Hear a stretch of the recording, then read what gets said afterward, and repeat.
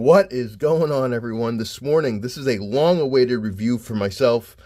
I've been waiting to review this one. This was my first David Carver knife.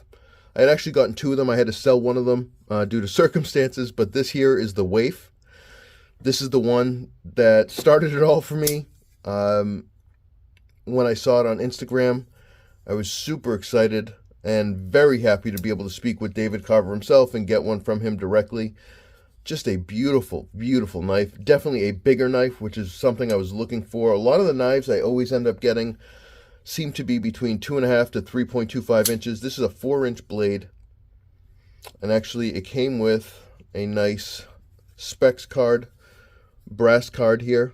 As you can see, the blade is AEBL stainless steel. It's got Zyre standoffs, collar, and clip. All feel really nice in hand. I should also say that it is a radial milling pattern on the scales. All titanium scales. Two-tone blade finish. Just a beautiful job. And man, like I said, this is the first bigger knife I've gotten in a while. It was actually kind of funny. I hope no one gets offended by this, but my brother is always giving me shit about getting smaller blades, and he sort of dropped what he had in his hands and started clapping and said, "Hey, you finally got a real man's knife." Anyway, this is a subliner knife. Beautiful knife. Look at that lockup, just about 100%. Dead center. You can tell he puts a lot into these knives. The design, the overall design is just beautiful. The ergonomics are phenomenal.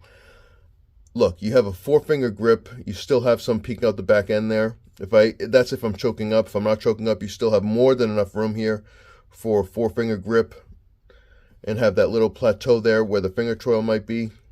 I actually, I said this on one of the Devo knives, with this little plateau, this flat area right below the pivot, it's actually just as comfortable. I don't know how or why, but it is just as comfortable as a finger choil. And I'm really glad that some designers are using that more and more.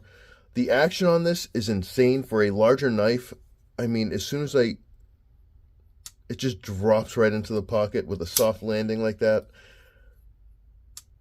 Just really smooth. It's a flipper that is dialed in, and I don't know if I can do this on camera. I haven't tried this actually in a while, but it's an unintentional front flipper as well. Yep. If I didn't have this angle, I would do it 1 or 2 more times. You can do it without, it's just really quick. Yeah, see, there we go. I can actually do it with this angle still. But it's just an overall beautiful knife, guys.